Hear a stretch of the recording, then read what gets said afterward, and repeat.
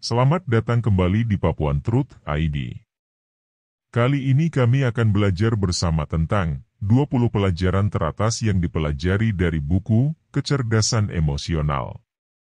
Banyak pelajaran yang bisa dipetik dari buku Kecerdasan Emosional. Buku yang ditulis oleh Daniel Goleman ini membedakan antara kecerdasan rasional dan kecerdasan emosional. Satu rasional dan emosional. Disebutkan dalam buku itu bahwa ada dua bagian kecerdasan yang berbeda. Sepanjang hidup kita membuat keputusan dengan dipengaruhi oleh kedua jenis kecerdasan ini. Siapa kita, apa yang kita lakukan, reaksi kita bergantung sepenuhnya padanya. Alasan yang mendasari tindakan kita yang sangat cerdas atau perilaku kita yang irasional tetapi menyenangkan bergantung pada dua jenis kecerdasan ini. Dua IQ tidak sepenting yang kita pikirkan. IQ tidak bisa membuat Anda menjadi karyawan yang baik.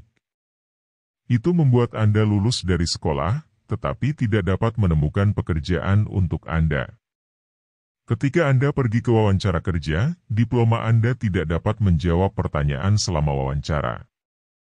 Anda harus memiliki komunikasi yang baik dengan orang yang akan mempekerjakan Anda. Itu semua tergantung pada kecerdasan emosional Anda.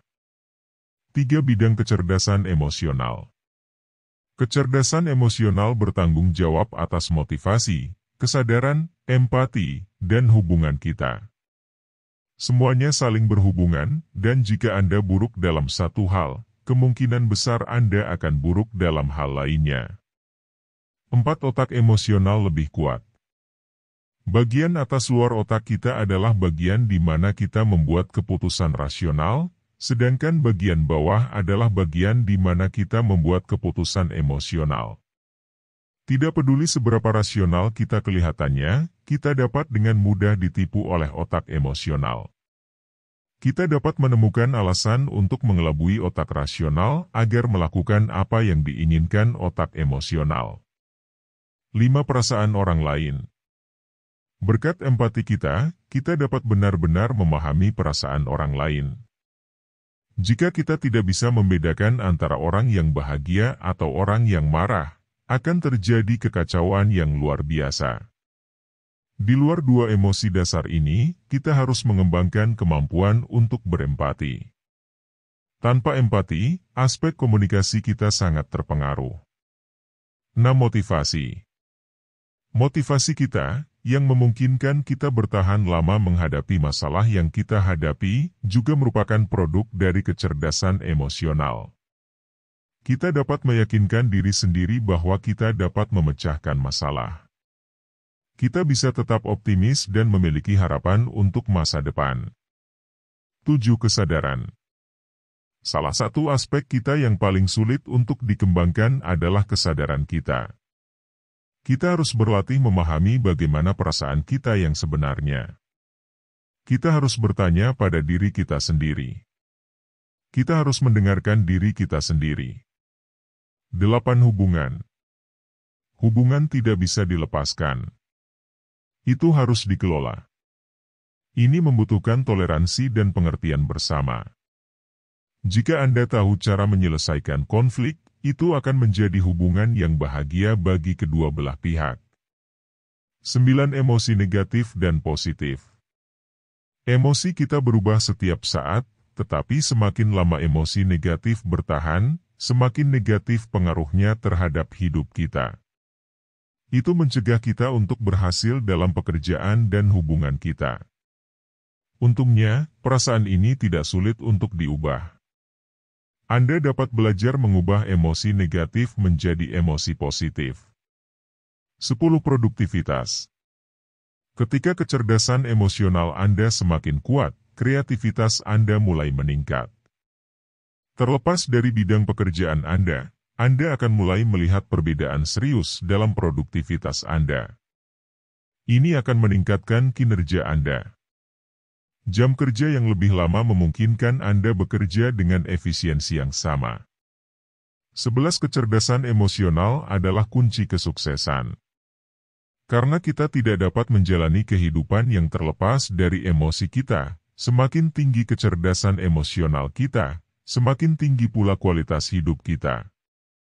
Kita tahu bahwa manajer yang sukses adalah ahli dalam mengelola kecerdasan emosional mereka. Anda juga dapat mengambilnya sebagai contoh. 12 Kepemimpinan. Seorang komandan tidak dapat mengarahkan seluruh pasukan dengan mengatakan, "Kita akan berperang." Anda tidak dapat mengelola tim hanya dengan mengatakan apa yang harus dilakukan. Anda perlu memahami perasaan dan tingkat motivasi tim Anda saat ini. Anda harus mendorong mereka untuk bekerja. Anda harus menggunakan kecerdasan emosional Anda untuk semua ini. 13 Tim.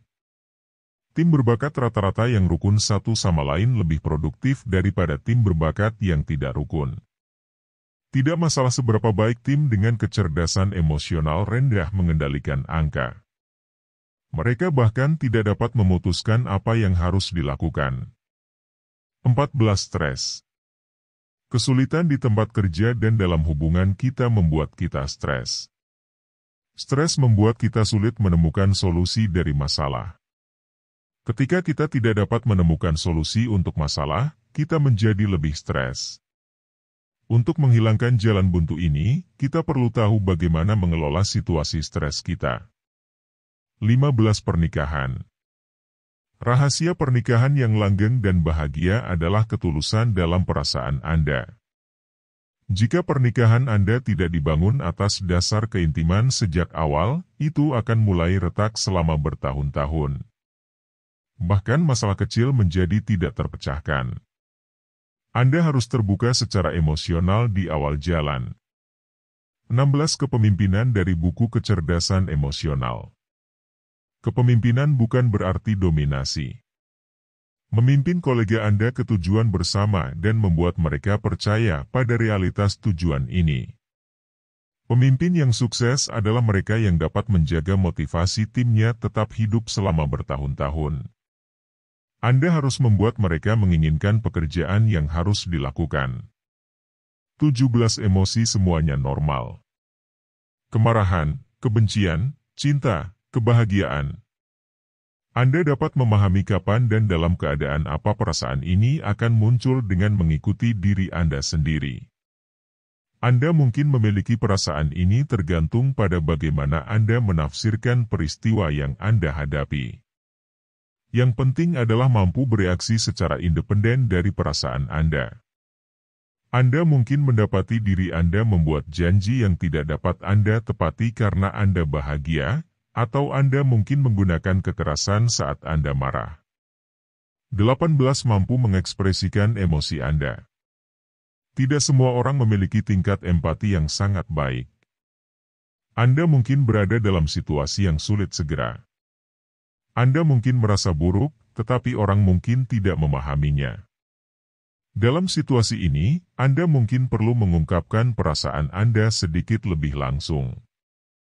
19 Kamu bukan emosimu. Terus lakukan apa yang perlu Anda lakukan, tidak peduli bagaimana perasaan Anda. Kesuksesan diraih oleh orang-orang yang tidak bisa menyerah apapun perasaan dan pikirannya. Jangan biarkan perasaan Anda memengaruhi tindakan Anda. 20 Waktu. Segera setelah Anda merasakan emosi yang berbeda, cobalah untuk berpikir sebelum bertindak. Karena kecerdasan emosional bergerak lebih cepat daripada kecerdasan rasional, hal itu dapat membuat Anda bertindak tidak rasional dan membuat Anda mengucapkan kata-kata yang tidak perlu.